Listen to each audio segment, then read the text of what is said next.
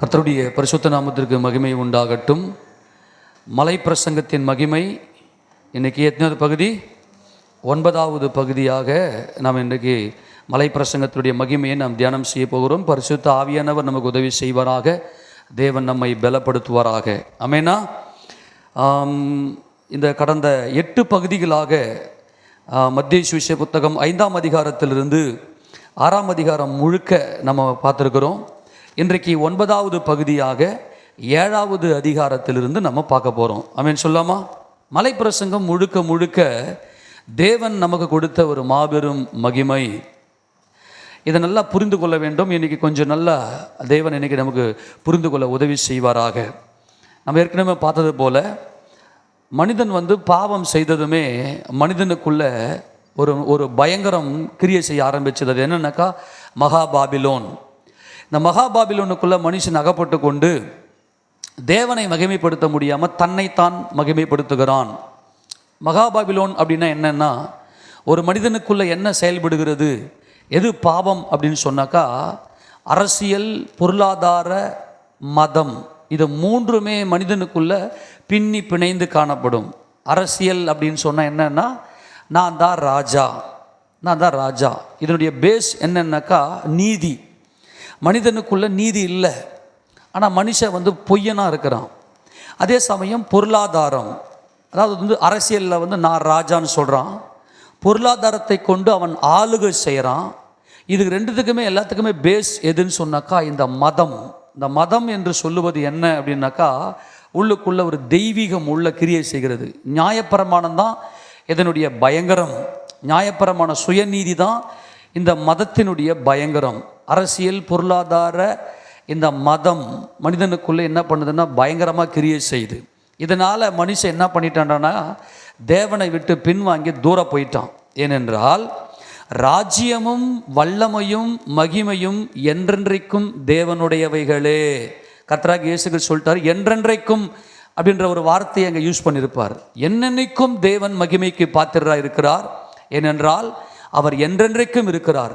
அவர் நித்தியமும் அழிவில்லாமையும் அதரிசனமுள்ள ராஜனுமாய் தாம் ஒருவரே ஞானமுள்ள தேவனமாய் இருக்கிற அவருக்கே சதா காலங்களில் துதிகன மகிமை உண்டாகட்டும். மனிதனை எதற்காக தேவன் படைத்தார் என்றால், அவர் மனிதர்கள் மத்தியிலே வாசம் பண்ண வேண்டும். அதாவது என்றென்றைக்கும் மகிமை தேவனுக்கே உரியது என்று மனிதனுடைய மனசாட்சி ஒத்துக்கொள்ளணும். ஆமென். ஆனால் மனுஷன் என்ன பண்ணிட்டான்னா, ஏதேன் தோட்டத்தில் பாவம் செய்ததும் அவனுக்குள்ள நியாயப்பிரமாண சுயநீதி உள்ளே வந்ததும் அவனை என்ன பண்ணுறான்னாக்கா ராஜ்யம், வல்லமை, மகிமை எனக்குன்றான். அரசியல், நான் நீதி உள்ளவன், எனக்குள்ள ஒரு பவர். அரசியல் சொல்றது ஒரு வல்லமை, ஒரு பவர். அது என்னது? மாம்ச பலமும் இந்த மனுஷிக பலனும், இந்த மனுஷிக ஞானமும் அவனுடைய பலமும். அவன் அரசியல் பண்ணுறான். அதை வைத்து கொண்டு அவன் நான் ராஜா அப்படின்னு சொல்கிறான். அதுக்கு என்ன? நியாயப்பிரமாணம் தான் பேஸ். நியாயப்பிரமாணம். அவன் என்ன பண்ணுறான்னா பொருளாதாரம், அந்த பாபிலோன் அப்படின்னு சொல்லி பொருளாதாரம் தான். இந்த பொருளாதாரத்தை வச்சுக்கின்னு அவன் என்ன செய்கிறான்னா, என்னுடைய பொருளாதாரம் எவ்வளோ பெரிய மகிமையாக இருக்குது பாரு, எனக்கு எவ்வளோ பெரிய பெருமை பாரு அப்படின்னு சொல்லி. ஏன்னா இன்றைக்கி ஒவ்வொரு மனுஷனும் இந்த பொருளாதாரத்தினுடைய அடிப்படையில் தான் தன்னை மகிமைப்படுத்துகிறான். ஆக இந்த அரசியல், பொருளாதார, மதம் இது என்றைக்குமே மனிதனுக்குள்ளே அப்படியே பின்னி பிணைந்து காணப்படும். இதை பின்னி பிணைந்து காணப்படும். இதுதான் தேவனை விட்டு பிரிச்சுது.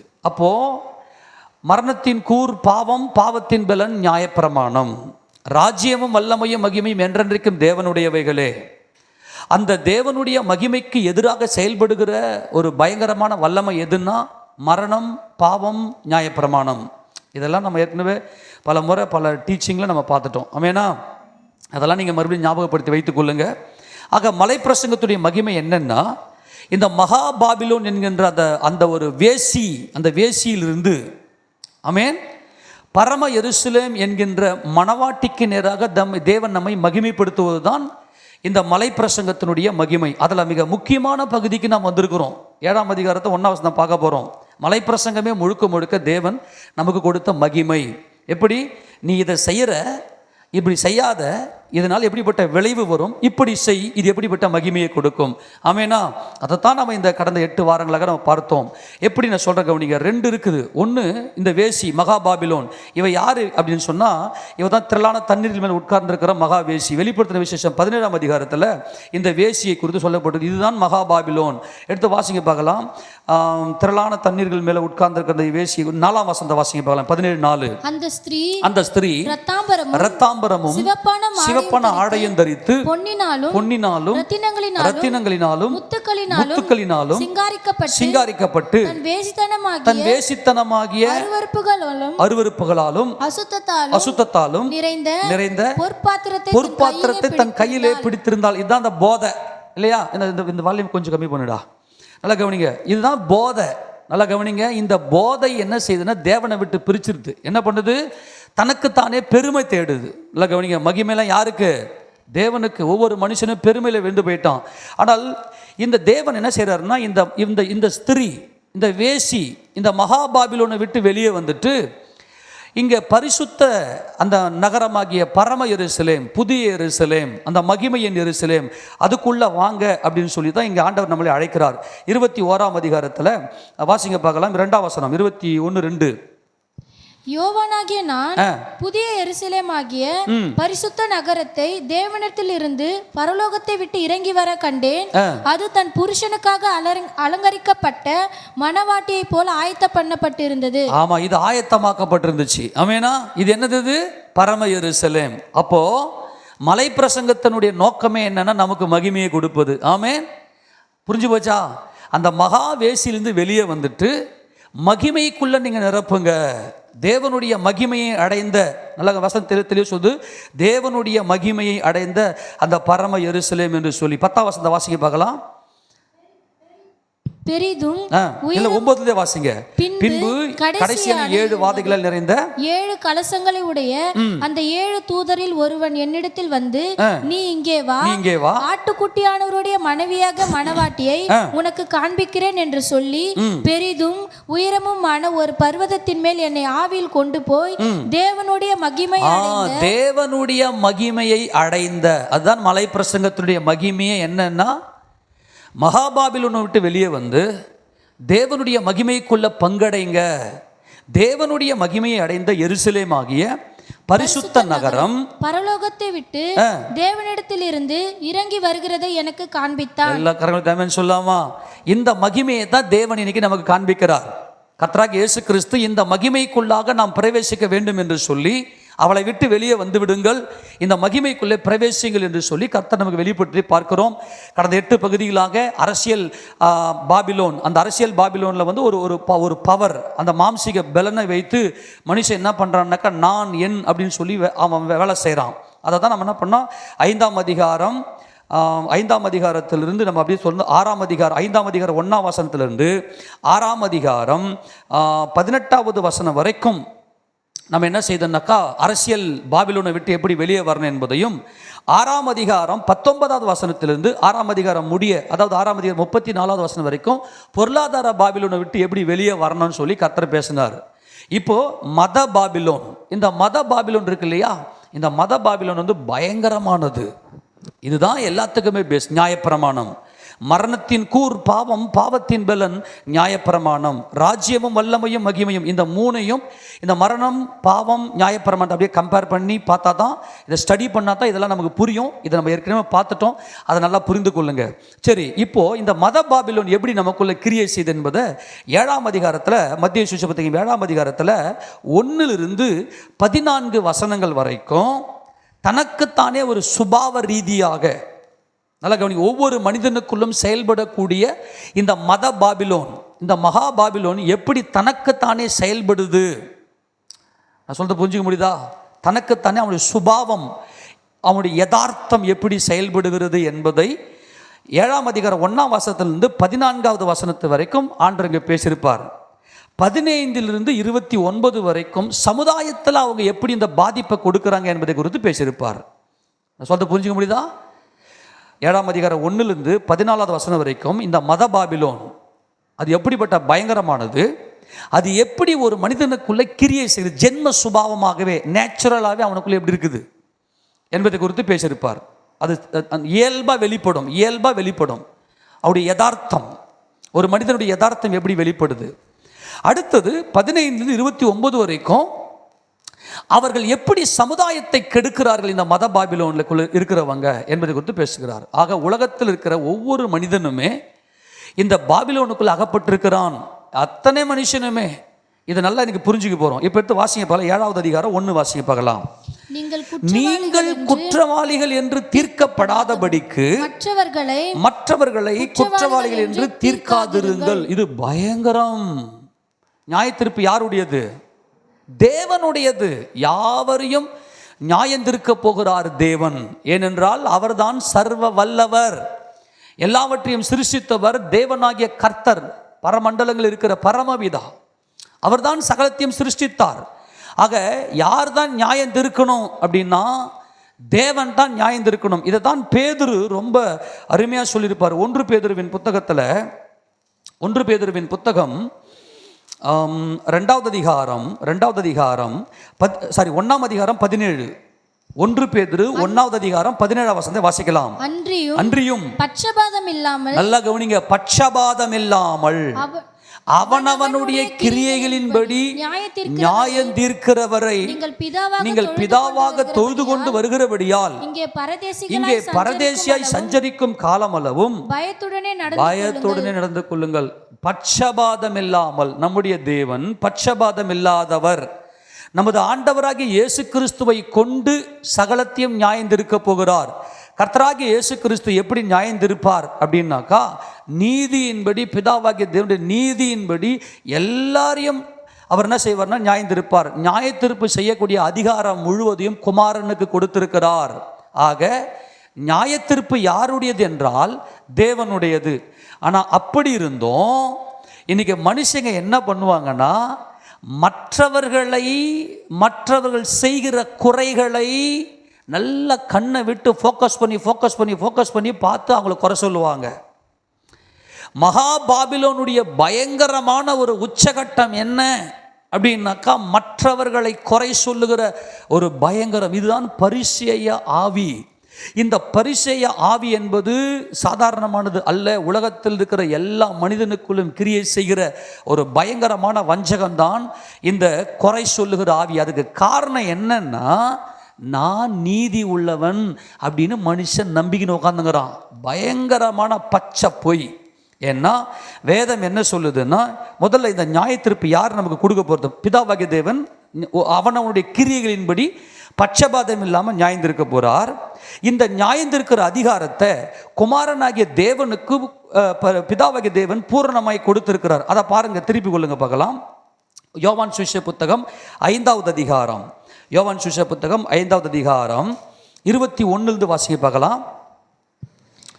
பிதாவானவர் மரித்தோரை எழுப்பி உயிர்ப்பிக்கிறது போல குமாரனும் தமக்கு சித்தமானவர்களை உயிர்ப்பிக்கிறார். அன்றியும் பிதாவை கனம் பண்ணுகிறது போல எல்லாரும் குமாரனையும் கனம் பண்ணும்படிக்கு பிதாவானவர் தாமே ஒவ்வொருவருக்கும் நியாயத்தீர்ப்பு செய்யாமல் நியாயத்தீர்ப்பு செய்யும் அதிகாரம் முழுவதையும் குமாரனுக்கு ஒப்பு கொடுத்திருக்கிறார். சரி, எவ்வளவு ராமன் சொல்லுங்க. இப்போ நம்ம இயேசு கிறிஸ்துவை ஏற்றுக்கொண்டோம். மகா பாபிலோனை விட்டு பரம எருசலேமை நோக்கி நாம் பிரயாணப்பட்டு கொண்டிருக்கிறோம். இப்போ கர்த்தர் நமக்கு சொல்லுகிற ஒரு மாபெரும் காரியம் என்ன அப்படின்னா, மனுஷனுடைய இந்த நியாயந்திருக்கிற புத்தி, இந்த நியாயந்திருக்கிற புத்தி அது எவ்வளவு பெரிய பயங்கர ஆபத்தானது அப்படின்னு சொல்லி இப்போ நம்ம பார்க்க போகிறோம். ஏன் மனுஷன் மற்றவர்களை அனலைஸ் பண்ணுறான் தெரியுமா? அவனுக்குள்ள ஒரு பயங்கரமான பொய் இருக்குது. நான் நீதி உள்ளவன், நான் பாவி இல்லை. இன்றைக்கும் நான் எத்தனையோ பேருக்கு சுவிசேஷம் சொல்லியிருக்கிறேன். ஏசப்பா நம்முடைய பாவங்களுக்கு சுவிசேஷம் சொல்கிறதுனுடைய ஒரு பயங்கர மிக முக்கியமான ஆயுதம் என்ன தெரியுமா? பாவத்தை குறித்து பேசுவோம். நீங்களாம் பாவிங்க, உங்கள் பாவத்துக்காக சிலுவை பலி அப்படி சொல்லவே கூடாது. நம்முடைய பாவங்களுக்காக இயேசுக்கு சிலுவை பலியானார் அப்படி தான் பேசணும். நான் எத்தனையோ பேர்கிட்ட போயிட்டு நான் சுவிசேஷத்தை அறிவித்திருக்கிறேன். நம்முடைய பாவங்களை ஏசப்பா சுமந்தார் பிரதர் சிஸ்டர்னு. அவங்க சொல்லுவாங்க, நான் யாருக்கு எந்த பாவமும் செய்யலையே. ஐயோ, பயங்கர கொடுமை. வேத வசனம் தெளிவாய் சொல்லுகிறது, எல்லாரும் பாவம் செய்து தேவ மகிமையற்றவர்கள் ஆகி. ஆமென். நல்லா கவனிங்க. இவனுக்கு உள்ள இருக்கிற பாவத்தை இவனால பார்க்கவே முடியாது. தேவனையும் மனிதனையும் விட்டு பிரித்த ஒரு மாபெரும் பயங்கரம் என்னவென்று சொன்னால் பயம். என்ன பயம்? நான் ராஜா, என் மகிமை எங்க, என்னை மகிமைப்படுத்தணும், என்னை மகிமைப்படுத்தணும், என்னை மகிமைப்படுத்தணும், என் பெருமை எங்க, என் பெருமை எங்க, நான் நீதி உள்ளவன் அப்படின்ற ஒரு பயங்கரமான ஒரு பொய் மனிதனுக்குள்ள வந்து விட்டதுனால அவனால் அவன் பாவத்தை பார்க்கவே முடியாது. நான் சொல்கிறது இன்னும் பயங்கரமான விஷயத்தை நான் சொல்கிறேன், கவனிங்க. அவனால் அவன் பாவத்தை அனலைஸ் பண்ணிக்கவே முடியாது. எல்லாத்தையும் மூடி மறைச்சிட்டு நான் ஏன் தெரியுமா செஞ்சேன் இதை அப்படின்னு தனக்குத்தானே அட்ஜஸ்ட்மெண்ட் பண்ணிக்குவான். ஆனால் மற்றவங்க செய்கிற பாவத்தை அப்படியே விளக்கண்ணை விட்டு, கண்ணில் விளக்கண்ணை விட்டு பார்த்து அப்படியே குறை சொல்லுவான். அவங்க செஞ்ச பாவத்தை அப்படியே வாயில் பேசுவான். இதுதான் மனிதனுடைய சுபாவம். அவனுக்கு தெரியல. இன்றைக்கும் கிறிஸ்தவ உலகத்தில் இருக்கிற ஒரு மாபெரும் ஒரு பொல்லாங்கு என்னன்னா இந்த குறை சொல்கிற ஆவி, மற்றவர்கள் நியாயந்திருக்கிற ஆவி. இது பயங்கரமான ஒரு துணிகரம். ஏன் இது துணிகரம்னா, சர்வ வல்லமையில் தேவன் தான் சகல எல்லாரையும் நியாயந்திருக்க போகிறார் என்கின்ற வெளிச்சம் இல்லாமல் மற்றவர்களை குறித்து குறை சொல்கிறாங்க. அதுக்கு என்ன காரணம் அப்படின்னாக்கா, அந்த பொய். என்ன பொய்னா, நான் நீதி உள்ளவன் தான், நான் நீதி உள்ளவன் தான், நான் யாருக்குமே எந்த துரோகமும் பண்ணலை அப்படின்னு சொல்லி தனக்குத்தானே தனக்கு உள்ள இருக்கக்கூடிய அந்த பொய். அவன் பொய்யனும் பொய்க்கு பிதாவுமாய் இருக்கிறான். நல்லா கவனிங்க, பிசாசு எப்படிப்பட்டவனா, அவன் பொய்யனும் பொய்க்கு பிதாவுமாய் இருக்கிறான். தன்னைத்தானே புகழ்ந்து கொள்ளுகிறான். கர்த்தரால் புகழப்படுபவனே உத்தமன். ஆமென். ரோமருக்கு நிருபம் 3வது அதிகாரம் பயங்கரமான தியாலஜியெல்லாம் உள்ளே வச்சு அடக்கி பேசியிருப்பார் அப்போஸ்தலனாகிய பவுல். ரோமருக்கு நிருபம் 3வது அதிகாரத்தில் இங்கே ஒரு நல்ல ஒரு விளக்கத்தை இங்கே கொடுக்குறதை நம்ம பார்க்கலாம். திருப்பி கொள்ளுங்க, அந்த வசந்த வாசிக்க பார்க்கலாம். எல்லாரும் பாவம் செய்து தேவ மகிமையற்ற 23வது வசந்த வாசிக்க பார்க்கலாம். எல்லாரும் பாவம் செய்து தேவ மகிமையற்றவர்களாகி. அவ்வளோதான், முடிஞ்சு போச்சு. எல்லாரும் பாவம் செய்து என்னவாயிட்டோம்? தேவ மகிமையற்றவர்கள் ஆகிவிட்டோம். இலவசமாய் அவருடைய கிருபையினாலே கிறிஸ்து இயேசுவில் உள்ள மீட்பை கொண்டு நீதிமான்களாக்கப்படுகிறார்கள். நல்லா கவனிங்க, மற்றவர்களை குறித்து பயங்கரமாய் நியாயந்திருப்போம். இது குற்றம், அது குற்றம், அவங்க செய்கிறது தப்பு, இது செய்கிறது பாவம், இதெல்லாம் நியாயமா அப்படின்னு சொல்லி நியாயந்திருக்கிறோம். அதுக்கு என்ன காரணம்னா, நமக்கு உள்ளே இருக்கிற மனசாட்சி தான். மனசாட்சி நமக்குள்ள இருக்குது. ஆனால் இந்த மனசாட்சி என்ன பண்ணாதுன்னா, நம்முடைய பாவங்களை பார்க்காது. ஏன்னா எல்லாரும் பாவம் செய்து, எந்த மனுஷனும் பொய்யனே. வேதம் நமக்கு நல்லா தெளிவாக சொல்லுது, எந்த மனுஷனும் பொய்யனே. பழைய ஏற்பாட்டு காலத்தில் வேதம் சொல்லுகிற அத்தனை சத்தியங்களையும் எடுத்து பவுல் இந்த அதிகாரத்தில் அருமையாக கையாண்டிருப்பார். எப்படி சொல்கிறேன் பாருங்க, அதில் 10வது வசனம் வாசிங்க பார்க்கலாம். 3ஆம் அதிகாரம் ரோமர் 3:10. அந்தபடியே நீதிமான் ஒருவனும் இல்லை, நீதிமான் ஒருவனாகிலும் இல்லை. இது 14ஆம் சங்கீதம் இருக்கு இல்லையா, அந்த 14ஆம் சங்கீதத்தை கோட் பண்ணி காட்டுறாரு. நீதிமான் ஒருத்தனும் கிடையாது. ஐயோ, இந்த மனிதனுடைய பாவமே என்ன பெரிய கொடும் பாவம் அப்படின்னா, மற்றவருடைய பாவத்தை பார்ப்பான், தான் பாவத்தை பார்த்து கொள்ள முடியாது. இதில் ஒரு பெரிய ரகசியம் என்ன தெரியுமா? மற்றவங்க செய்கிற அந்த பாவம், அத்தனை பாவங்களும் அந்த மனிதனுக்கு உள்ளவே இருக்குது என்பதை அறியாமல் இருக்கிறானே, அதுதான் ஒரு பயங்கரம். இப்போ மற்றவங்க செய்கிறாங்க, இப்போ உதாரணத்துக்கு ஒருத்தர் விபச்சாரம் செய்கிறாங்கன்னு வச்சுங்களேன், ஐயோ அவங்க போகிற விபச்சாரம் செய்கிறாங்க அப்படின்னு சொல்லிட்டு ஊரு ஃபுல்லாக அப்படியே ஒரு டமுக்கு போட்டுருவாங்க, ஊரு ஃபுல்லாக கொளுத்தி விட்டுருவாங்க. ஆனால் அதே பாவம் இவர்களுக்கு உள்ளே இருக்குது என்பதை அவர்கள் உணர முடியாது. நான் அடிக்கடி சொல்லுவேன், அவன் வாய்ப்பு கிடைச்சது அவன் பாவம் பண்ணிட்டான். இந்த மனுஷனுக்கு வாய்ப்பு கிடைக்கல, இவன் பாவம் பண்ணலை. இவனுக்கும் வாய்ப்பு கிடைச்சா பாவம் பண்ணுவான். ஆனால் அத்தனை பாவம் இவனுக்குள்ளே இருக்குது. ஆனால் ஏன் இவன் மற்றவனை நியாயந்திருக்கிறான்? உனக்குள்ள இருக்கிற பாவத்தை நீ பாருன்னு சொல்கிறார் ஆண்டவர். உன் பாவத்தை நீ பாரு, உனக்குள்ள இருக்கிற பாவத்தை பாரு, மற்றவனை பார்க்காதுன்னு சொல்கிறார். ஆனால் இன்னைக்கு வரைக்குமே கிறிஸ்தவ உலகமே இன்னும் மனம் திரும்பலை. மற்றவருடைய பாவங்களை உட்காந்து பயங்கரமாக பார்க்குறாங்க. ஆனால் நான் ஒரு பாவி என்கின்ற அந்த ஒரு பார்வை இன்னும் வரல. அதுக்கு தான் ஆண்டவர் இப்போ ஒரு பெரிய மாபெரும் விளக்கத்தை நமக்கு கொடுக்கிறார். அந்தபடி நீதிமான் ஒருவனாகிலும் இல்லை, உணர்வுள்ளவன் இல்லை. என்ன இல்லை? இந்த உணர்வை குறித்து தான் பேசுகிறாரு. ஏன்னா இந்த மகாபாபிலினுடைய ஒரு பயங்கரமே என்னன்னா, மனிதனுக்குள்ள தேவன் தம்முடைய சாயலை கொடுத்தார், ஆவியை கொடுத்திருக்கிறார். அவனுக்கு உள்ள மனசாட்சி இருக்குது. அந்த மனசாட்சியில் வெளியே நடக்கிற மற்ற பாவங்களை குறித்து இது பாவின்னு சொல்லிட்டு நியாயந்திருக்கிறான். தனக்குள்ள இருக்கக்கூடிய அந்த பாவத்தை கண்டுபிடிக்க முடியல, உணர்வு இல்லை. காரணம், அவனுக்குள்ள பொய் இருக்கிறது. பிசாசு தான் அந்த பொய்யினுடைய தகப்பன். யோவான் சுவிசேஷம் 8ஆம் அதிகாரம் 44 பார்த்தீங்கன்னாக்கா அப்படியே அதை பற்றி பேசினே இருப்பார், அதை பற்றி பேசினே வந்திருப்பார். இவன் நீ பொய்யனும் பொய்க்கு பிதாவுமா இருக்கிறான் பிசாசு, உங்கள் பிதாவாகிய பிசாசு நீங்கள் உண்டானவர்கள்னு சொல்கிறதுக்கு காரணம் என்னடான்னா, இவன் பாவத்தை உணரல. இவன் பாவத்தை உணர்ந்துட்டான்டான்னா, நல்லா கவனிங்க, இவன் பாவத்தை உணர்ந்துட்டான்னாக்கா இவனுக்குள்ளே ஏற்படுகிற முதல் ஒரு சிம்டம்ஸ் என்ன தெரியுமா? சக்குன்னு அவன் பேச்சு ஸ்டாப் ஆகிடும், அவன் வாயின் வார்த்தை ஸ்டாப் ஆகிடும், பேச மாட்டான், பயப்படும், நடுங்குவான்.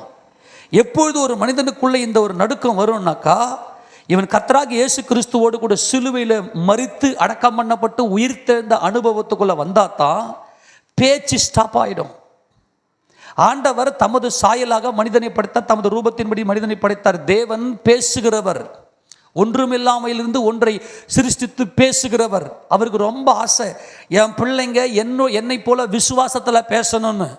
ஆனால் மனிதன் என்ன பண்ணிட்டான்னாக்கா, அந்த வார்த்தையை தேவன் கொடுத்திருக்கிற ஒரு மாபெரும் பொக்கிஷம் மனிதனுக்கு அந்த பேசுகிற, அந்த சிந்திக்கிற அந்த உணர்வு. நம்ம என்ன சிந்திக்கிறோமோ அதை தான் செயல்படுத்துவோம், அதை தான் நம்ம பேசுவோம்.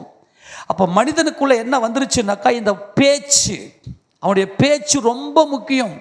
மனுஷர் பேசுகிற வீணான வார்த்தைகள் யாவையும் குறித்து நியாய தீர்ப்பினாலே கணக்கு ஒப்புவிக்க வேண்டும் என்று மத்தேயு சுவிசேஷ புத்தகம் 12ஆம் அதிகாரத்தில் ஆண்டவர் ரொம்ப தெளிவாக பேசிட்டாரு. நம்ம பேசுகிற ஒவ்வொரு வார்த்தைகளை குறித்து நியாய தீர்ப்பினால கணக்கு கொடுக்கணும்னு. ஏன்னா மனுஷன் தான் வாயில் தன்னைத்தானே புகழ்ந்து கொள்ளுகிறான், மற்றவனை தூஷிக்கிறான், மற்றவன் செய்கிற பாவங்களை வாய் விட்டு பேசுகிறான். இதுதான் நியாய தீர்ப்பினால அவனை தண்டிக்க போகிற மாபெரும் ஒரு தண்டனை. நல்லா கவனிங்க, அவனுக்கு உணர்வே இல்லை. என்ன உணர்வு இல்லை? நான் பாவம் செய்து தேவ மகிமை இல்லாமல் இருக்கிறேன், எனக்கு தேவ ரட்சிப்பு வேணும்னு சொல்லி அந்த உணர்வு இல்லாமல் மற்றவர்களுடைய பாவங்களை குறித்து பேசுகிறான். தன் பாவத்தை உணரக்கூடிய உணர்வு அவனுக்கு இல்லை, தேவனை தேடுகிறவன் இல்லை. எல்லாரும் வழி தப்பி ஏகமாய் கெட்டு போனார்கள், நன்மை செய்கிறவன் இல்லை, ஒருவனாகிலும் இல்லை. அவர்கள் தொண்டை திறக்கப்பட்ட பிரேத குழி. அவர்கள் நாவுகளால் வஞ்சனை செய்கிறார்கள், அவருடைய உதடுகளின் கீழே பாம்பின் விஷம் இருக்குது. அவள் தான் முஸ்டாரு. அவர்கள் வாய் சபிப்பினாலும் கசப்பினாலும் நிறைந்திருக்கிறது. ஆமென். அவர்கள் கால்கள் ரத்தம் சிந்துகிறதுக்கு தீவிரிக்கிறது. இந்த ரத்தம் சிந்துக்கு தீவி தெரியுமா? என்ன தெரியுமா? மற்றவர்களை குறித்து பேசுவாங்க. கர்த்தராகிய இயேசு கிறிஸ்து தன்னை காட்டி கொடுத்த அந்த பொல்லாங்கனாகிய அந்த யூதாஸ் காரியத்தை கூட என் சிநேகிதனே என்று சொல்லி அந்த அன்போடு கூட அழைக்கக்கூடிய அந்த அழைப்பு, அதுதான் யூதா. ஏனென்றால் என் பிதாவாகிய தேவனே சகலத்தையும் சிருஷ்டித்தவர், அவருடைய சித்தம் அந்த மனுஷன் உள்ள இருக்கிறது. அதனால் எந்த மனுஷனை குறித்தும் நாம் நியாயம் இருக்கக்கூடாது. ஆனால் இன்னைக்கும் மற்றவர்களுடைய பாவங்களை குறித்து அப்படியே கணக்கு போட்டு லிஸ்ட் போட்டு பேசக்கூடிய நாம் நம்முடைய பாவங்களை உணராதிருக்கிறதுக்கு காரணம் என்னவென்றால் இந்த மகாபாபிலோன், இந்த நியாயப்பிரமாணம். உன் பேச்சு ஸ்டாப் ஆகணும். ஆண்டவரே அவருடைய வாயில் கடவாய்ப்பர்களை அடித்து தாடையில் அடித்து அந்த பல்லெல்லாம் பிடுங்கி போடுங்க போன தாவீது சொல்கிறாரு. ஏன்னா இன்னைக்கும் மனிதனுடைய பேச்சு தான் அவனை நரகத்துக்கு நிறைய கொண்டு போகுது. அவன் ஆயுள் சக்கரத்தையே கொளுத்துதுன்னு யாக்கோபு எழுதுறாரு. அதுக்கு காரணம் என்ன? ஏன் இவன் வாய் திறந்து தைரியமாக பேசுகிறான்? நான் உண்மையாக சொல்கிறேன், ஒரு ஆவிக்குரியனுடைய ஒரு வாழ்க்கை, பரம எருசலேமுக்குள்ள கடந்து போனவருடைய வாழ்க்கை எப்படி இருக்குன்னாக்கா, பேச மாட்டாங்க, பேச்சு ஸ்டாப் ஆகிடும். ஏன்னா தேவன் கொடுத்த அந்த மாபெரும் கிருபை, அவருடைய சாயல், ஒரு ரூபம். அதில் மனிதன் பாவம் செய்ததும் சுயநீதியினால மற்றவரை நியாயந்திருக்கிறான். ஆனால் இயேசு கிறிஸ்துவை ரட்சகராக ஏற்றுக்கொண்டு தேவ பிரசன்னத்துக்குள்ளே வந்ததுமே அவனுடைய பேச்சு ஸ்டாப் ஆகிடும், மற்றவர்கள் நியாயந்திருக்க முடியாது. ஆனால் ஏசப்பா இங்கே சொல்கிறாரு, மகாபாபிலோனே, மற்றவர்களை நீ குற்றவாளியாக தீர்க்காத. ஏன்னா நீ மற்றவங்க செய்கிற பாவத்தை பார்த்து நீ குற்றம்னு தீர்க்கிறியே, அதே குற்றத்தை அத்தனை குற்றத்தையும் நீ செய்வ. அந்த குற்றம் உனக்குள்ள இருக்குது, அந்த பாவம் உனக்குள்ள இருக்குது. அதனால மற்றவனை பார்க்காத, உன்னை நீ பாருன்னு சொல்றாரு. எத்தனை புரிஞ்சு போச்சு? மற்றவனை நீ பார்க்காத, உன்னை நீ பாரு. அப்படி இல்லைன்னா மற்றவனை பார்த்து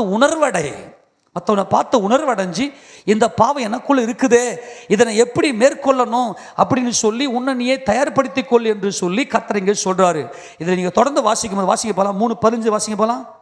அவர்கள் கால்கள் ரத்தம் சிந்த தீவிரிக்கிறது, நாசமும் நிர்பந்தமும் அவர்கள் வழிகளில் இருக்கிறது. சமாதான வழியை அவர்கள் அறியாதிருக்கிறார்கள். அவர்கள் கண்களுக்கு முன்பு தெய்வ பயமில்லையும் என்று எழுதியிருக்கிறதே. வேதத்தை எடுத்து காண்பிக்கிறார் அப்போஸ்தலன் பவுல். மேலும் வாய்கள் யாவும் அடைக்கப்படும்படிக்கும். இந்த வசந்த வாசத்தை கைக்கெல்லாம் நடுங்கணும். நியாய தீர்ப்பு ஏன் சொல்லுங்க பார்க்கலாம். மனுஷன் பேசினா பார்த்தியா வார்த்தை, இன்னமும் பயம் இல்லாமல் பேசுகிறான். எங்கள் நாவு, எங்கள் உதடு, நான் பேசுகிறேன். அதுக்கு என்ன காரணம்னா இந்த மத பாபிலோன் நான் நீதி உள்ளவன். தேவன் கொடுத்த மனசாட்சியை தேவனை துதிப்பதற்கு பதிலாக தன்னை துதிக்கிறான். அவன் பொய் மனசாட்சியை தன்னை பெருமைப்படுத்துகிறான். எத்தனை புரிஞ்சு போச்சு?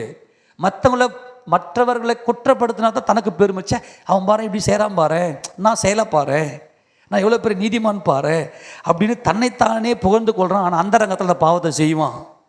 ஆக தேவன் இந்த 7ஆம் அதிகாரத்தில் இயேசுராஜா நமக்கு என்ன சொல்லி கொடுக்குறாருனாக்கா, மற்றவர்கள் உன்னை குற்றவாளி தீர்க்காதபடிக்கு நீ மற்றவர்களை குற்றவாளி தீர்க்காத. ஏன்னா பயங்கர ஆபத்து. நீ என்ன தீர்க்கிறாயோ அதே பாவத்தை நீ செய்கிற. உணர்ந்து கொள். ஆனால் உணர்வே இல்லை. நான் ஒரு பாவி. ஆனால் அப்போஸ்தலன் பவுல் அபயமிடுகிறார். பாவிகளை ரட்சிக்க கிறிஸ்து இயேசு இந்த உலகத்துக்கு வந்தன்ற வார்த்தை உண்மையும் எல்லா அங்கீகரிப்பும் பாத்திரமானது. அவர்களே பிரதான பாவினான் அப்படின்னு சொல்லி கையை உயர்த்தி வாயை பொத்திக்கினாரு.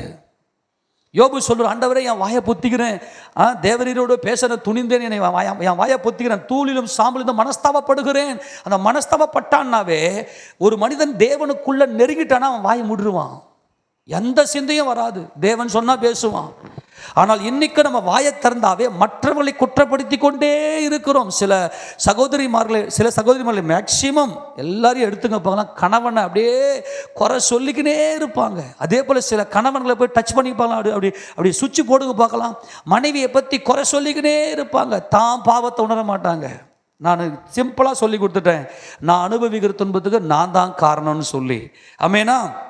சரி, இந்த 19 வசனத்தை வாசிங்க. 3:19. மேலும் வாய்கள் யாவும் அடைக்கப்படும்படிக்கும்.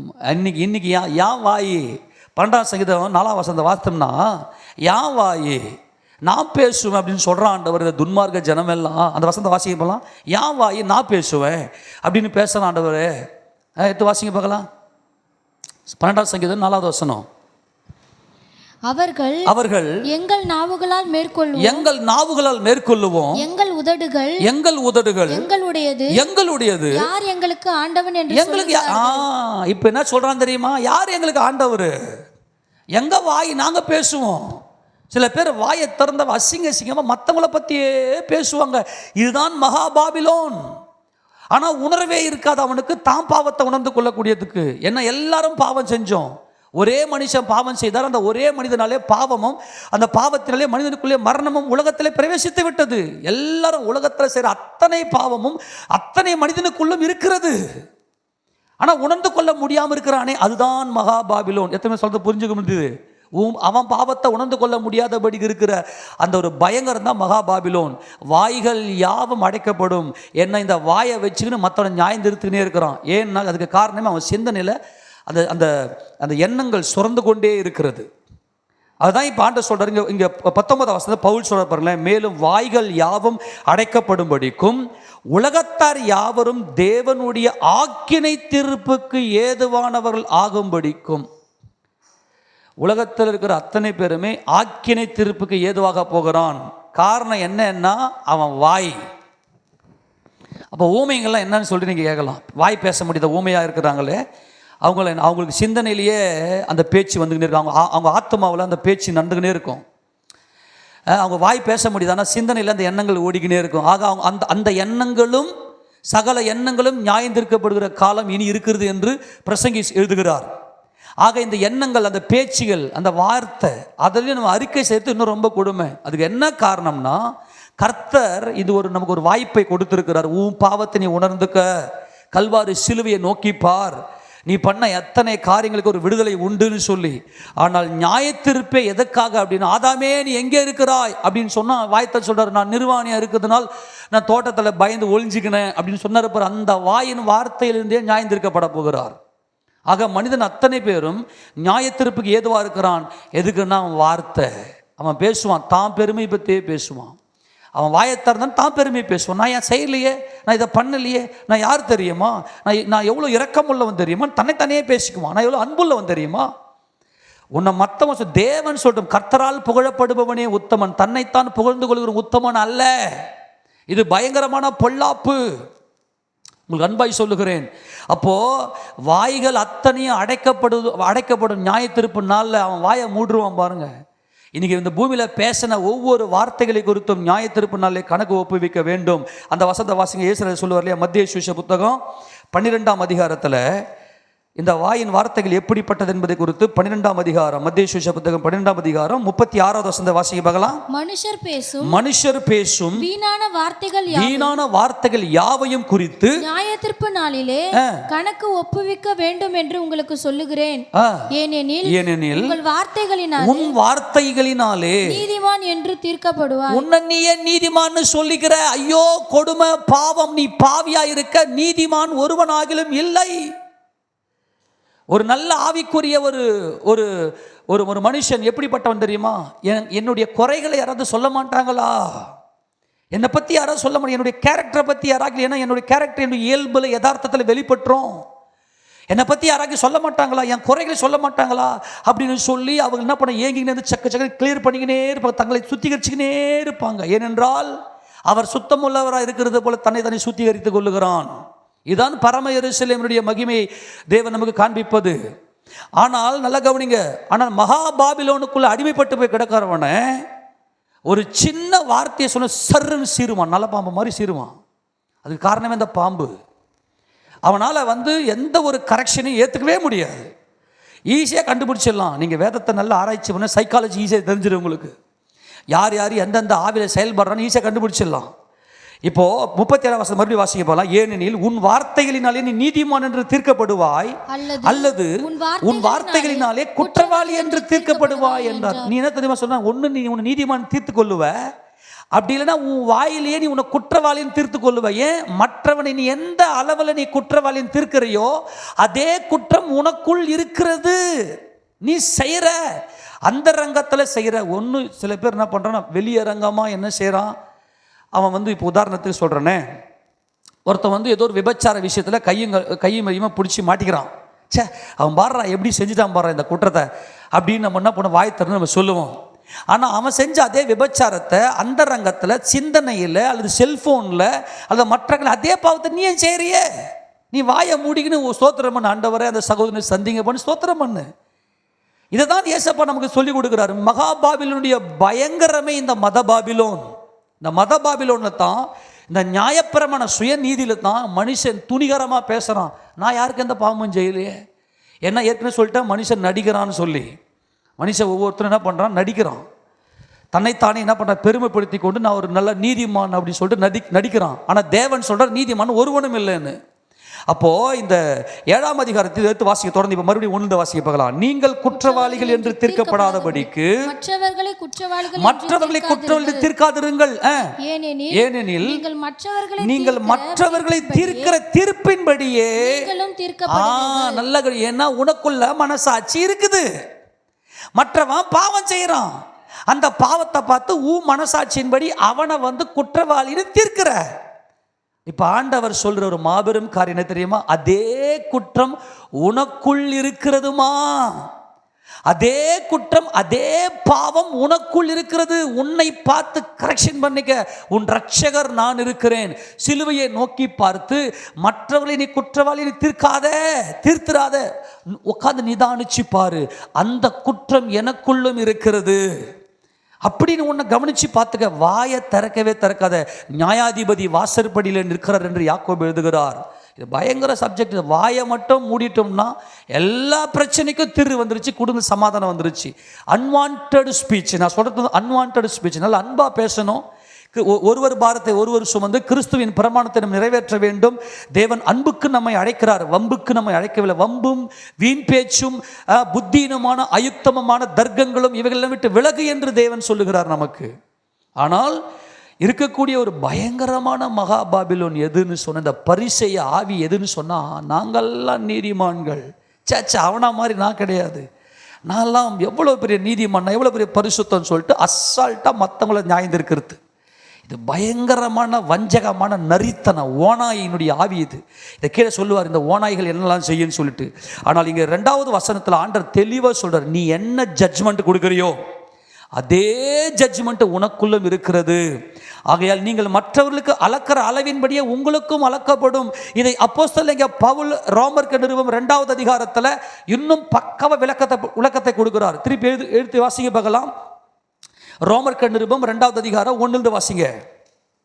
ஆகையால் மற்றவர்களை குற்றவாளியாக தீர்க்கிறவனே, நீ யாரானாலும் சரி, ஜட்ஜ்மெண்ட் உன் வேலை கிடையாது. உன்னை நீ சுத்திகரித்துக் கொள்வதற்காகத்தான் தேவன் உன்னை அழைத்திருக்கிறார். நாம் இப்போது தேவனுடைய பிள்ளைகளாக இருக்கிறோம். இனி எவ்விதமாக இருப்போம் என்று இன்னும் வெளிப்படவில்லை. ஆகிலும் கிறிஸ்து இயேசு வெளிப்படும் போது அவர் இருக்கிற வண்ணமாகவே நாம் அவரை தரிசிப்பதினால் அவருக்கு ஒப்பாயிருப்போம் என்று அறிந்திருக்கிறோம்.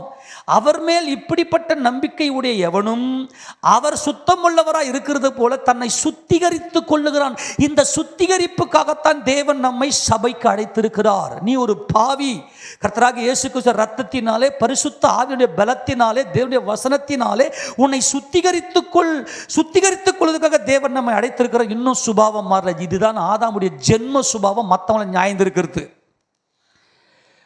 மற்றவனுடைய பாவத்தை ஊத்து பார்த்துட்டு நியாய தீர்ப்பு நல்லா மாட்டிக்காத.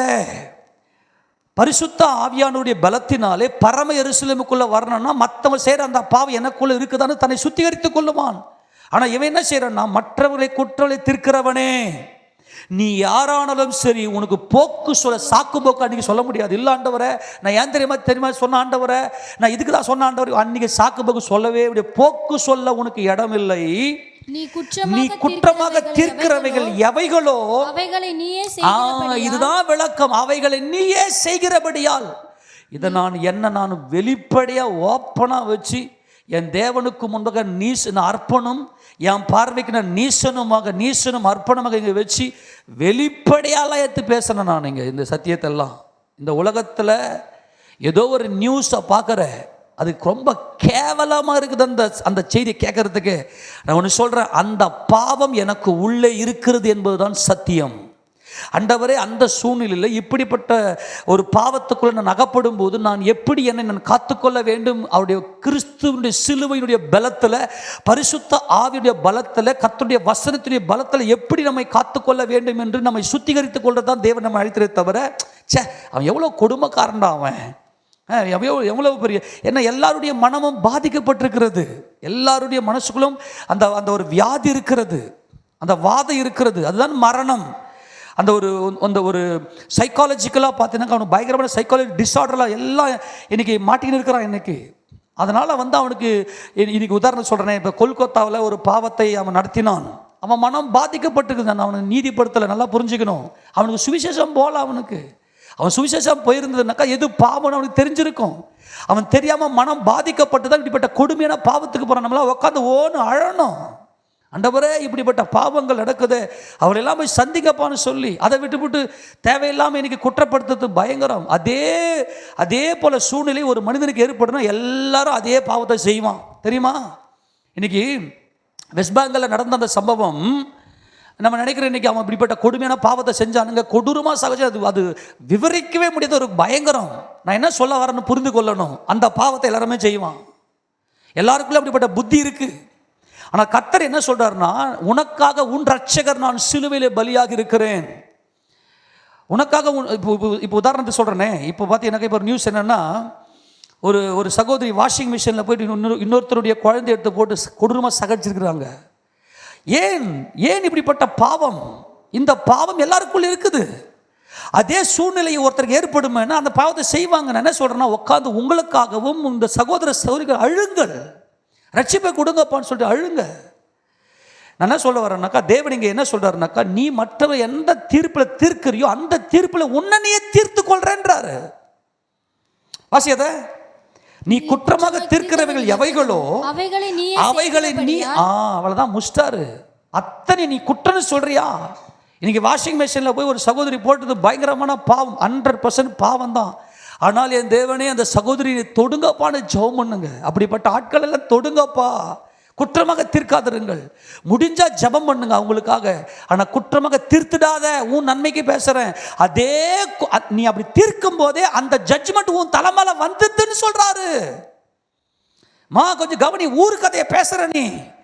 எத்தனை பேரை பத்தி, உன் கணவனை பத்தி எவ்வளவு லிஸ்ட் போட்டிருப்ப. அதே காரியம் உனக்குள்ள இருக்கிறது. நீ நியாயத்தீர்ப்பினை தப்பித்துக்கலாம் மட்டும் நீ கனவு காணாத. உன் மனைவியை குறித்து எவ்வளவு பேசியிருப்ப. நீ என்ன ஜட்ஜ்மெண்ட் தீர்த்தையோ அதே ஜட்ஜ்மெண்ட் உனக்குள்ள இருக்குது. நான் என்ன சொல்றேன்னா, இப்போ உன் கணவனை குறித்து இத்தனை சந்தேகப்படுறியே, நீ யாரையும் இச்சிக்கலையான்னு ஆண்டவர் கேட்பாரு. இதெல்லாம் பச்சை பச்சையாக பேச வேண்டிய சத்தியங்கள்.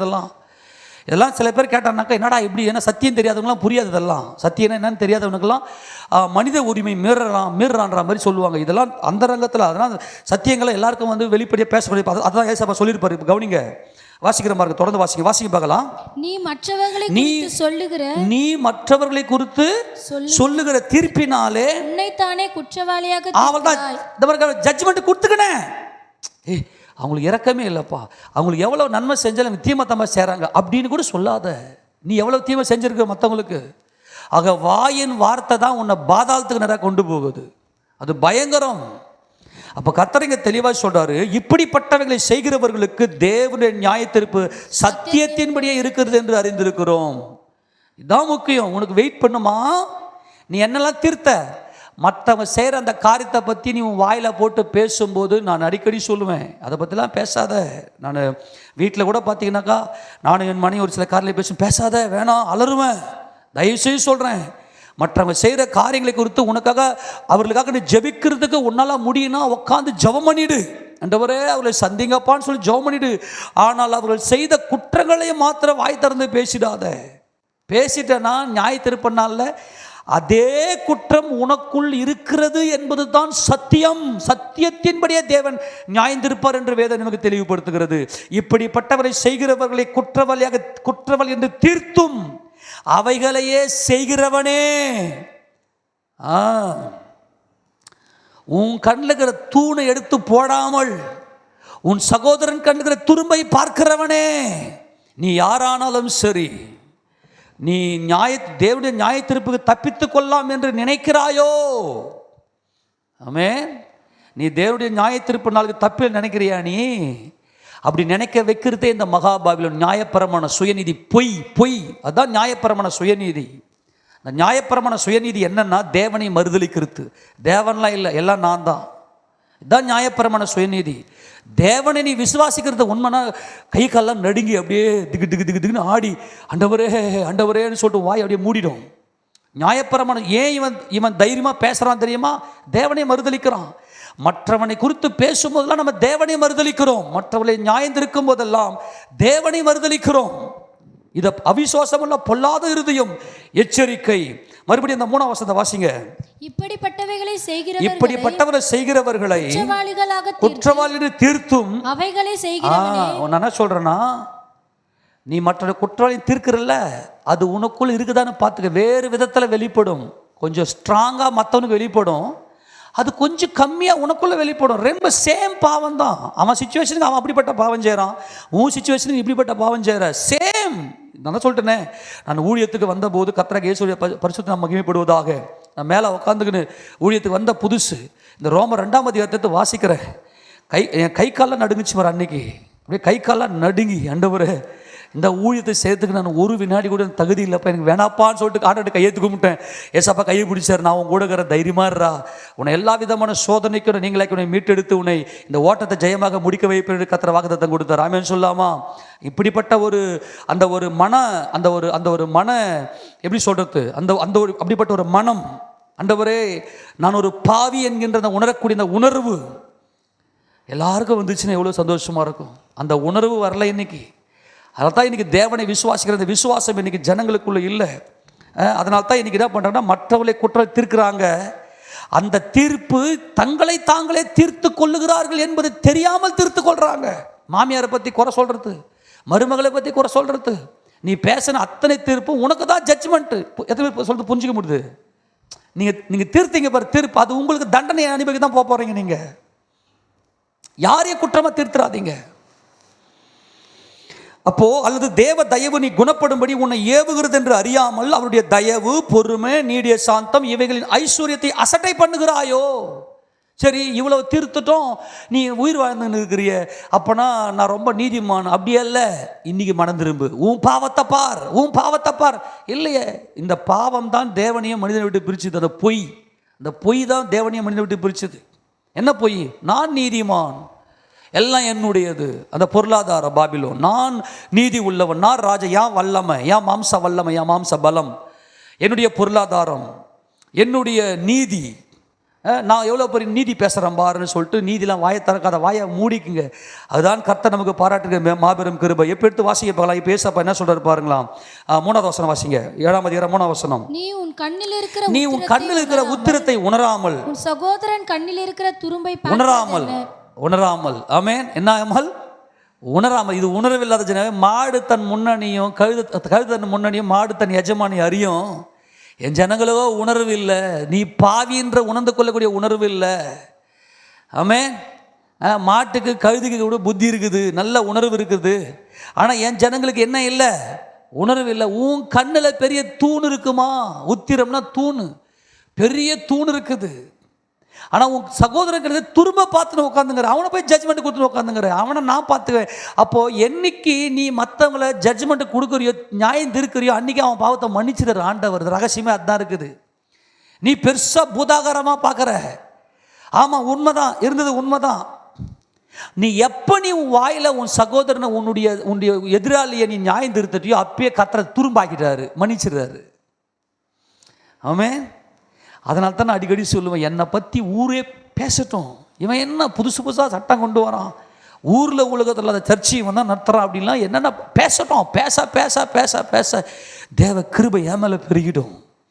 சீமேயி தாவீதை தூஷிக்கும் போது யோவாபு கேட்பார், ஆண்டவரே அவன் என்ன, அவன் செத்த நாய், அவன் உங்களை போய் தூஷிக்கிறான், ஒரே வெட்டுற சொல்லுங்க. தாவிடா பாவி, வாய மூடுறா. அவன் நிந்திக்கிறத வச்சு கர்த்தர் என் மேலே கிருபை இறங்குவாராக. ஆமேனா? நல்லா புரிஞ்சுங்க. இதுதான் ஆவிக்குரிய பலன். என்ன குற்றப்படுத்தட்டும் ஆண்டவர், நான் ஒரு பாவியான மனுஷன். ஆனால் எனக்கு என்ன பிரச்சனை? உன் கண்ணில் இருக்கிற நீ தூணை பார்க்காம உன் சகோதரர்களை துரும்புன்னுட்டார் கர்த்தர் தெளிவாக சொல்லிட்டு. ஆமாண்டா, சேம் தான்.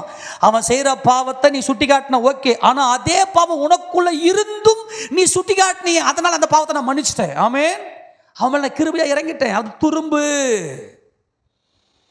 அப்படி பேசி பேசி நிறைய பேரை பரலோகத்துக்கு அமைச்சிட்டு நீங்கள் நரகத்துக்கு போயிடுறீங்க. ஆமே, உண்மையா இல்லையா? அப்படி நம்ம பேசும்போதே கர்த்தர் அவன் பாவத்தை மன்னித்து விட்டு ஊமேல அந்த பாவத்தை சுமத்திக்குள்ள அந்த ஜட்ஜ்மெண்ட் உனக்குள்ள வந்து விடுகிறது. இதோ உன் கண்ணில் வாசி, நல்ல வசனம்.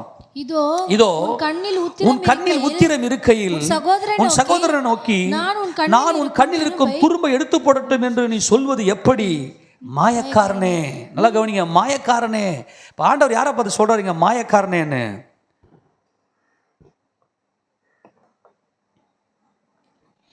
நம்மளை பார்த்தான் சொல்றாரு. இப்போ ரொம்ப சிம்பிளாக புரிஞ்சுக்குங்க. சேச்சா, அந்த மனுஷன் தான் அப்படிப்பட்ட பாவத்தெல்லாம் பண்ணுவான். நான் அப்படிலாம் பாவத்தெல்லாம் பண்ண மாட்டேன், நான் ரொம்ப நல்லவன் சொல்கிறது எவ்வளோ பெரிய கொடுமைன்னா, மற்ற வீட்டில் இருக்கிற நாயெல்லாம் குறைக்கும், என் வீட்டில் இருக்கிற நான் வளர்க்குற நாய் அதெல்லாம் குறைக்கவே குறைக்காது. முடியுமா? நாயை குளிப்பாட்டி நடு வீட்டில் வச்சாலும் அது வாழை கலப்பிக்கின்னு அது போகிற இடத்துக்கு தான் போகும். சுபாவத்தை மாற்ற முடியாது. அப்போ மற்றவெல்லாம் பாவம் செஞ்சுருவானா, நான் பாவம் செய்ய மாட்டேன்னு சொல்லிட்டு கொடுமை. உன் கண்ணில் இருக்கிற தூணை பாடுறா, உன் சகோதரன் கண்ணில் இருக்கிற துரும்ப நீ எடுத்து போடுற நீ சொல்வது எப்படி? மாயக்காரனை, முன்பு உன் கண்ணில் இருக்கிற உத்திரத்தை எடுத்து போடு, பின்பு உன் சகோதரன் கண்ணில் இருக்கிற துரும்பை எடுத்து போட வகை பார்ப்பாய். ஆமென். இப்போ இங்கே ஆண்டவர் என்ன சொல்கிறாருன்னா, இப்போது இந்த மகாபாபிலோனை பயங்கரமாக கடிந்து கொள்கிறார். தேவனுக்கு இருக்கக்கூடிய ஒரு மாபெரும் ஒரு போராட்டமே நியாயப்பிரமாணம். மரணம் என்னது? மரணம் என்ன சொன்னேன்? அசைவு. நான் அசைறு இல்லையா? பெருமை. மரணத்தின் கூர் பாவம், பாவத்தின் பலன் நியாயப்பிரமாணம். எதுவும் ஞாபகம் இருக்குது? நம்முடைய அசைவு இருக்கு இல்லையா, இந்த அசைவு என்னுடைய பெருமை. அதுதான் ஏசப்பா சிலுவையில் காலில் ஆணி அடித்தாங்க. சிலு ஆணி அடித்தது மரணம், கையில் ஆணி அடித்தது பாவம், தலையில் முள்முடி சூட்டினது நியாயப்பிரமாணம். இந்த முகம், இந்த மூஞ்சி இருக்குதே, இதான் நான் நீதி உள்ளவன். இதுதான் தேவனையும் மனிதனையும் விட்டு பிரித்தது. நியாயப்பிரமாணம். மரணத்திற்கு ஒரு பாவம், பாவத்தின் பலன் நியாயப்பிரமாணம். இப்போ முதல்ல உன் கண்ணில் இருக்கிற தூணை எடுத்து போட்டுட்டு, நல்லா கவனிங்க, நல்லா கவனிங்க, நல்லா கவனிங்க. ஒரு ஊழியக்காரன் என்ன செய்யணும்னா, முதல்ல அவன் தன்னைத்தானே போதித்து கொள்ள வேண்டும். அதுதான் யாக்கோபு 3ஆம் அதிகாரம் சொல்லிட்டாரு, உங்களில் அநேகர் சொல் தவறுகிறவர்களானவர்கள் அநேகர் போதகர்களாக அது இருப்பீர்களாக. என்ன பண்ணுவேன், சொல்லுவேன், மிஸ் ஆகிடுவேன். ஆனால் ஏசாப்படி அழைப்பு இருந்துச்சுன்னா என்ன பண்ணுறது, எப்படியோ தட்டி கட்டி நீதிமானுக்கு பூமியில் சரி கட்டப்படும் சொல்லிட்டீங்க, சரி கட்டி கிரிக்கட்டி எப்படியோ கிளியர் பண்ணி இந்த ஓட்டத்தை முடிக்க வச்சிருவார். ஆனால் எச்சரிக்கையாக இருக்கணும் ஆண்டவர். நல்லா கவனிங்க, உங்களில் அநேகர் சொல் தவறுகள் அனுபவிலே உங்களுக்கு போதகர்களாக இருப்பீர்களாகன்னு சொல்கிறார். காரணம், வார்த்தை ரொம்ப முக்கியம். நீ சொல்லுவேன் ஆனால் செய்ய மாட்டேன், ஏன்னா ப்ராக்டிக்கலை கொண்டு வந்து ரொம்ப கடினம். அதுக்கு என்ன பண்ணணும், தேவ சமூகத்தில் போய் நல்லா உபவாசித்து தேவ சமூகம் நிற்கணும். அப்போ என்ன பண்ணாக்கா, மகிமையெல்லாம் யாருக்கு அப்படின்னா பரிசுத்தம் உள்ள தேவாதி தேவனுக்கு. ஏன்னா தேவன் தான் சர்வ வல்லவர், தேவன் தான் பரிசுத்தர், அவர் தான் நியாயாதிபதி, எல்லாருமே பாவிங்க. அப்ப தேவன் இந்த மகா பாபிலோனை விட்டு வெளியே வா. மற்றவர்களை குற்றப்படுத்துகிற நீ என்ன குற்றப்படுத்துறியோ அதே குற்றத்தை நீ சுமத்தி கொள்ளுகிறாய். நியாயத்தீர்ப்பு நாள்ல ஆண்டவர் ஜட்ஜ்மெண்ட் கொடுத்து ரொம்ப சிம்பிள்.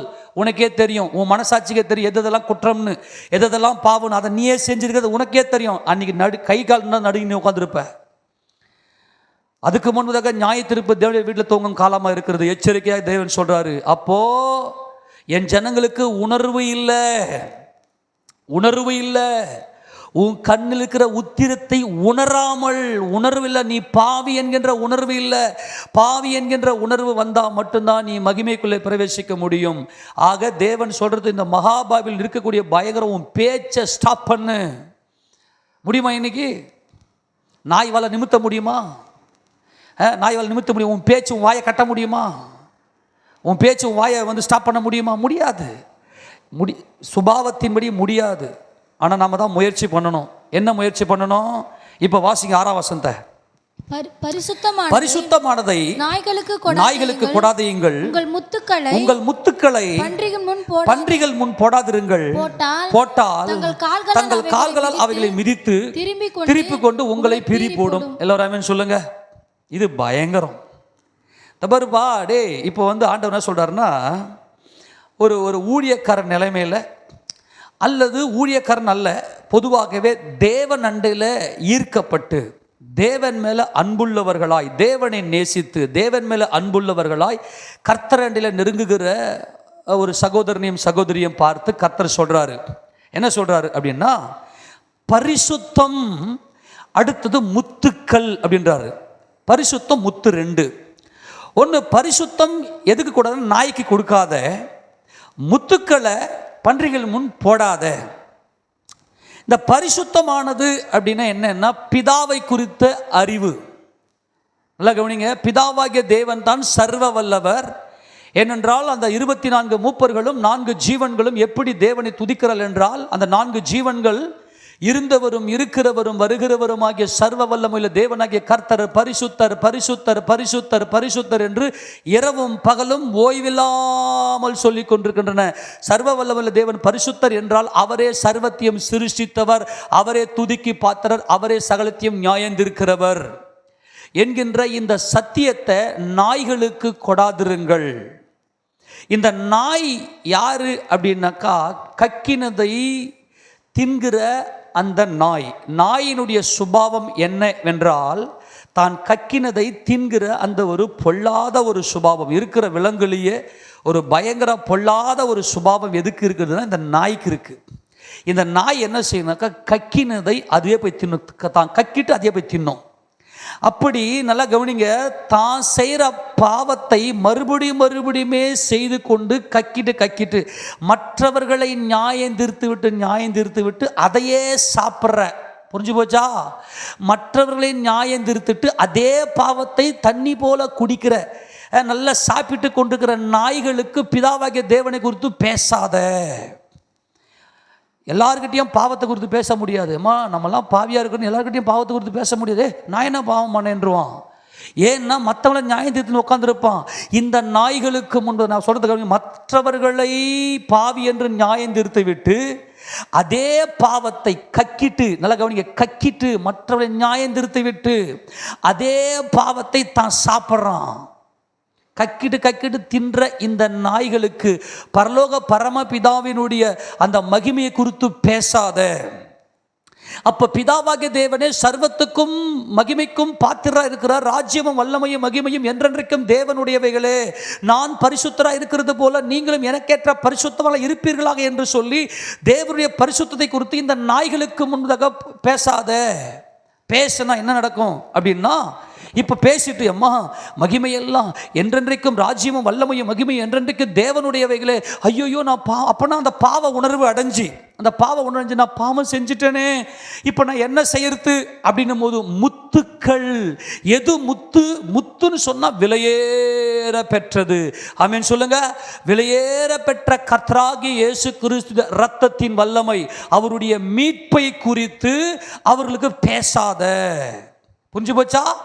தேவனுடைய பரிசுத்தத்தை குறித்து அந்த பேச்சு, அந்த சத்தியத்தை கேட்டதும் உணர்வடைஞ்சு, ஐயோ நான் பாவம் செய்து விட்டேனே, நான் பெருமை கொண்டேனே, மற்றவர்களை நியாயந்திருத்தேனே, நான் பாவத்தை தண்ணி போல குடித்தேனே, இந்த பாவத்தை அசிங்கமான அந்த பாவ காரியங்களை நான் சாப்பிட்டேனே, இப்போ நான் மீட்கப்பட விரும்பணுமே அப்படின்னு சொல்லி அந்த உள்ளுக்குள்ள திகில் ஏற்பட்டு பாவ உணர்வு அடைந்து என் பாவத்தை மீட்கிறதுக்கு வழி இல்லையா அப்படின்னு சொல்லி நிற்கிறவர்களுக்கு முத்து, விலையேற பெற்ற இயேசு கிறிஸ்துவின் இரத்தத்தின் வல்லமை. அந்த வசனத்தை வாசிங்க பார்க்கலாம். பேதுரு, 1 பேதுருவின் புத்தகம் 1ஆம் அதிகாரம் 19 வசனத்தை வாசிங்க. குற்றமில்லாத மாசற்ற ஆட்டுக்குட்டி ஆகிய கிறிஸ்துவின் விலையேற பெற்ற முத்து, விலையேற பெற்ற ரத்தம். அப்ப கிறிஸ்து இயேசுவினுடைய ரத்தத்தின் வல்லமையை குறித்து இந்த பன்னிக்கு முன்னாடி பேசாத. பன்றி எப்படிப்பட்டது? நல்லா கவனிங்க. கழுவப்பட்ட பன்றி நீ எவ்வளவுதான் கழுவி வச்சிருந்தாலும் இயேசு கிறிஸ்து ரத்தத்தின் வல்லமையை கொண்டு என்னத்தான் சுத்திகரிப்பு பண்ணாலும் மறுபடியும் அதே பாவத்தை செய்யும். மறுபடியும் அதே பாவ சேத்துல போய் விடும். பன்றி என்பது முழுக்க மாம்சீக இச்சை நிறைந்தது. இந்த இச்சை உள்ளவனுக்கு முன்பதாக சும்மா இயேசு கிறிஸ்து ரத்தத்தை பற்றி பேசிக்கினே இருக்காத.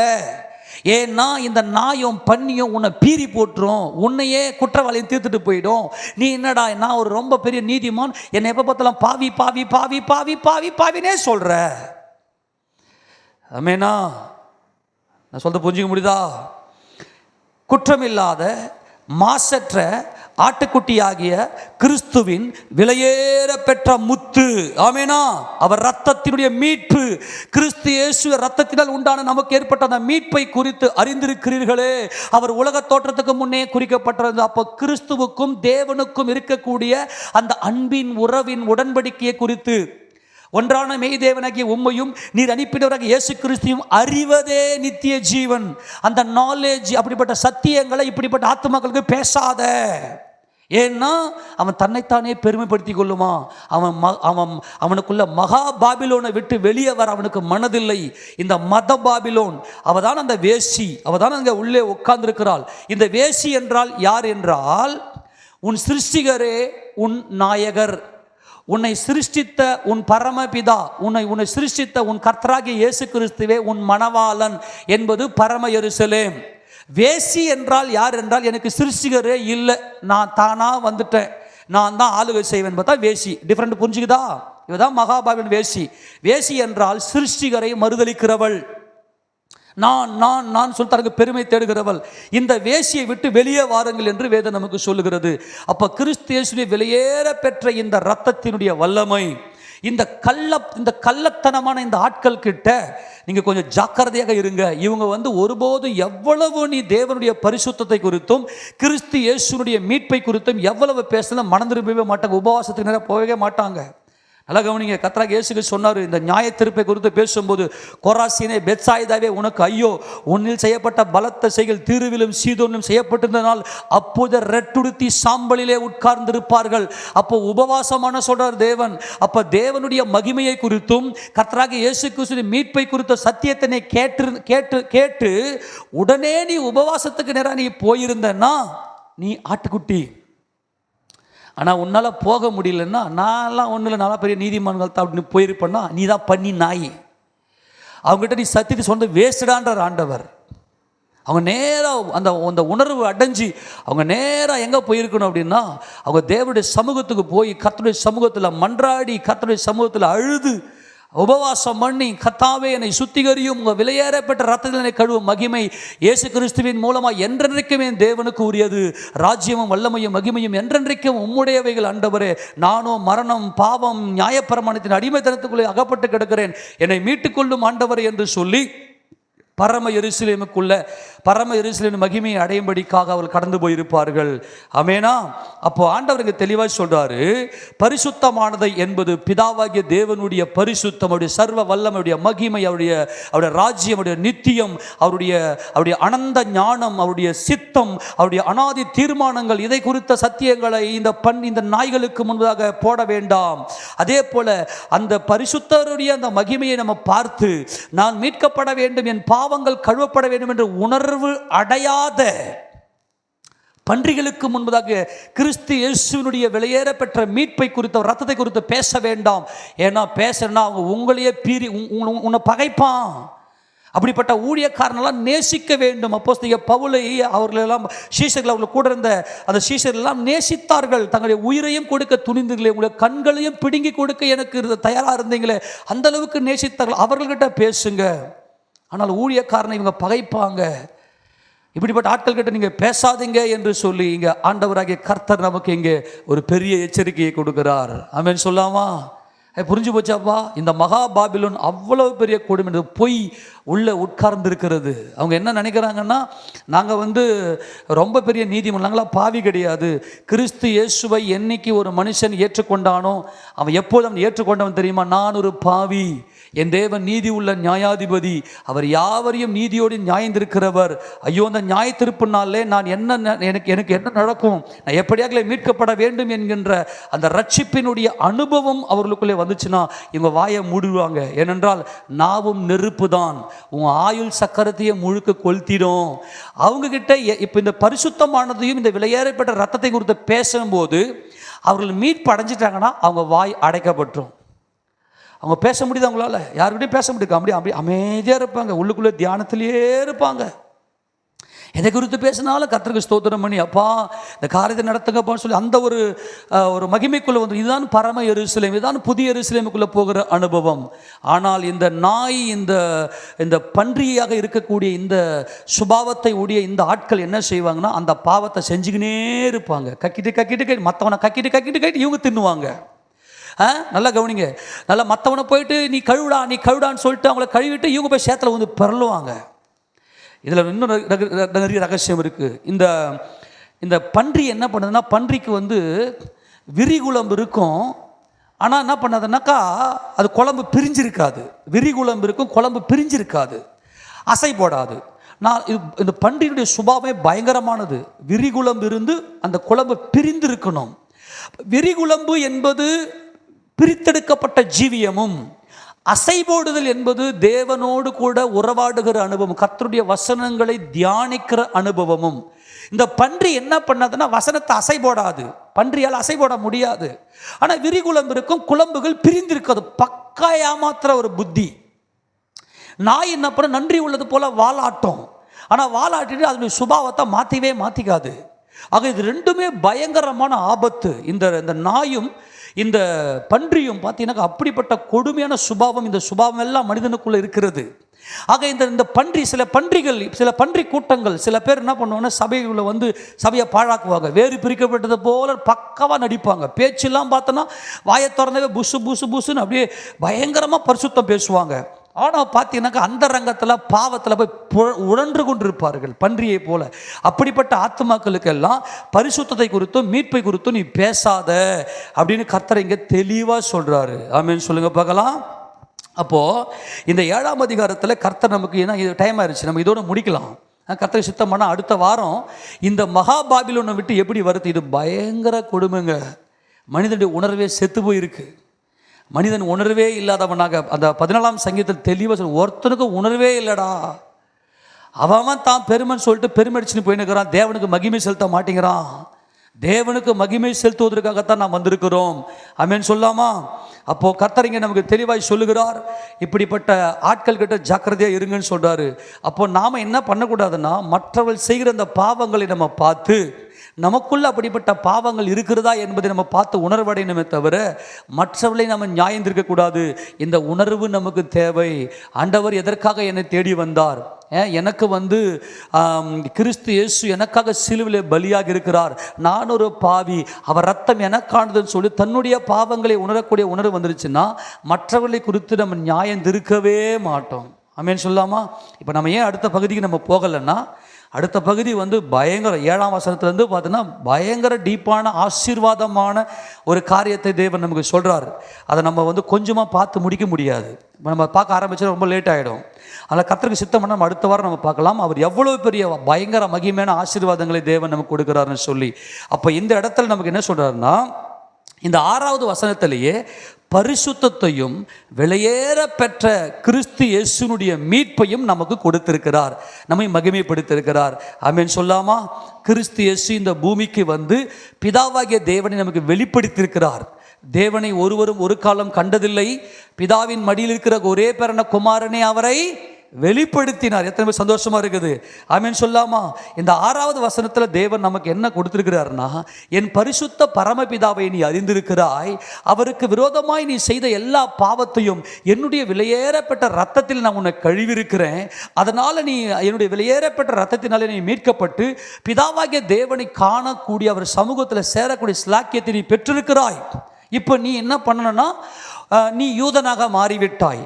நீ யூதனே, நீ என்ன செய்யணும்? இன்னும் உன் சகோதரன் மேலே அன்பு வைத்து, உன் சகோதரனையை மீட்கும்படி அவன் மேலே அன்பு வைத்து பிதாவாகிய தேவனுடைய மகிமையும் கர்த்தராகிய இயேசு கிறிஸ்துவின் மீட்பையும் குறித்து நீ பேசுன்றாரு. ஆமெனா? நீ பேசு, உன் சகோதரனை நேசித்து சத்தியத்தை பேசு. ஏனென்றால் சத்தியத்தையும் அறிவீர்கள், சத்தியம் உங்களை விடுதலையாக்கும் என்பது பரிசுத்தமும், குமாரன் உங்களை விடுதலையாக்கினால் மெய்யாகவே விடுதலை ஆவீர்கள் என்பது விலையேற பெற்ற முத்துமாய் இருக்கிறது. அதை குறித்து உன் சகோதரனோடு கூட நீ பேசு. ஆனால் நாயும் பண்ணியமா இருக்கிற அவனிடத்துல நீ பேசாதே என்று சொல்லி யூதா கோத்திரத்து சிங்கமாகிய கர்த்தராகிய இயேசு கிறிஸ்து யூதர்களாகிய நம்மிடத்திலே பேசுகிறார். எத்தனை பேருக்கு சந்தோஷம்? ஆமெனா? அப்போ நீங்கள் உங்களுடைய பாவத்தை உணர்ந்து, உங்களுடைய அக்கிரமங்களை உணர்ந்து, இந்த உணர்வு ஏற்பட்டு நீங்கள் பரிசுத்த பிதாவையும் என்னுடைய இரத்தத்தின் வல்லமையும் நீங்கள் புரிந்து கொண்டீர்கள். நான் உலக தோற்றத்துக்கு முன்னே குறிக்கப்பட்டவர் என்பதை நீங்கள் அறிந்து கொண்டீர்கள். நீங்கள் இப்போது யூதர்களாக இருக்கிறீர்கள். அப்படியானால் உன் சகோதரர்களுக்கு போய் சொல்லுங்கள், யாரையும் குற்றவாளி என்று தீர்த்து விட வேண்டாம். ஆமெனா? யார் மேலேயும் பழி போட வேண்டாம். அப்போது அவங்க செய்கிற அத்தனை பாவங்களும் நான் செய்வேன் அப்படின்னு சொல்லி ஒரு சம்பவங்கள் நடக்கும் போதெல்லாம் தேவ சமூகத்துக்கு போய் ஜெபிக்கிற அந்த மன்றாட்டு ஜப பாரம் நமக்குள்ளே வர வேண்டும் என்று கர்த்தராகிய இயேசு கிறிஸ்து இங்கே நமக்கு அறிவுறுத்துகிறார். ஆமென் சொல்லாமா? அப்போ நாம் பரிசுத்தமாக்கப்பட்டு விட்டோம் விலையேற பெற்ற இரத்தத்தினாலே. ஆமெனா? எத்தனை பேர் சந்தோஷம்? ஆமென் சொல்லுவோமா? அப்போ நமக்கு சொல்கிறாரு, இந்த காரியத்தில் நீங்கள் ஜாக்கிரதையாக இருந்து உங்களுக்கு செவி கொடுத்து இந்த பரிசுத்தத்தையும் விலையேற பெற்ற ரத்தத்தையும் குறித்த தாகம் உள்ளவனோடு கூட நீங்கள் பேசுங்கன்னு சொல்லி ஒரு அழைப்பு கொடுக்கிறார். ஆமென். ஆனால் பன்றிக்கும் நாய்க்கும் முன்பதாக வாயை திறக்காதீங்க. திறந்தீங்கன்னா இந்த சத்தியத்தை காலில் போட்டு மிதிப்பான், உன்னையும் பகைப்பான். அப்போ நீங்கள் எனக்கென்று சாட்சிகளாக இருக்கிறீர்கள், பரிசுத்தத்திற்கும் மீட்பிற்கும். ஆமெனா? எல்லாருமே முழங்கால் படியிட்டு, அன்புள்ள ஆண்டவரை, இன்றைக்கு எங்களோடு பேசின சத்தியத்துக்காக நன்றி சொல்லுகிறோம்.